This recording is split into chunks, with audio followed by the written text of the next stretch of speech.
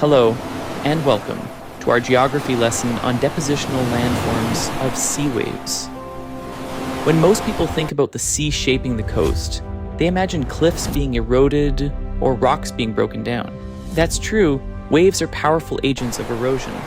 But waves also have another side. They build landforms. As waves lose energy, the sand, shingle, and other materials they carry get deposited along the shore. Over years and centuries, these deposits create entirely new features. In this video, we'll look at the main depositional coastal landforms: beaches, spits, bars, tombolos, and barrier islands, and understand how each one forms, with real-world examples. Beaches. Let's start with the most common and familiar feature, the beach. A beach is a zone of loose material, sand, gravel, or pebbles, lying between the high and low tide marks. Every tide and every wave carries small particles from offshore and lays them down as it loses energy. In areas where the coast is sheltered and waves are constructive, deposition outweighs erosion. Over time, this leads to wide sandy beaches. On high-energy coasts, you may find coarser shingle or pebble beaches because only the heavier materials remain. Beaches are dynamic. Their width, slope, and shape can change with the seasons. In summer, calmer waves push sand on shore, making the beach broader. In winter, storms may drag sand back offshore. Examples: Copacabana Beach in Brazil, wide sandy arc formed by deposition. Chesil Beach in England, a shingle beach stretching 29 kilometers, built up by longshore drift. Beaches are important not only for tourism, but also as natural buffers absorbing wave energy before it reaches inland areas. Spits, moving along the coast, sometimes currents and waves transport material sideways. This process, called longshore drift, happens when waves approach the shore at an angle. As sediment is moved along the coast and into open water, it can form a narrow ridge of sand or shingle called a spit. One end of a spit is attached to land, while the other extends out into the sea.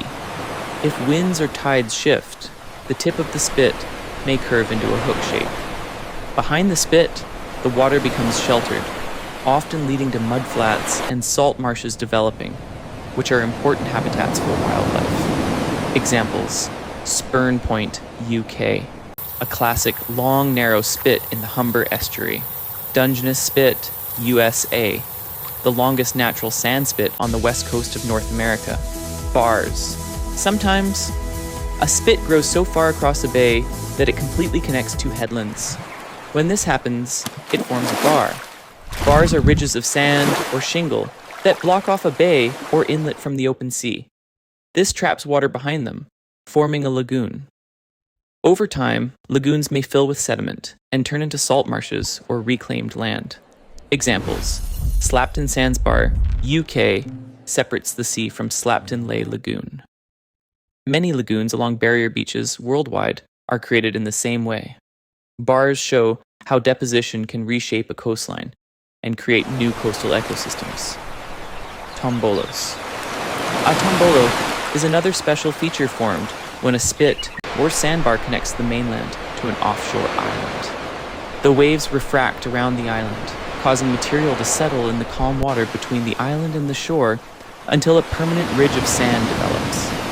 Tombolos provide natural causeways, sometimes allowing people to walk to an island at low tide. Examples: Chesil Beach again acts as a tombolo connecting the Isle of Portland to the mainland in southern England.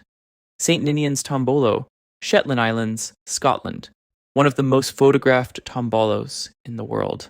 Barrier islands.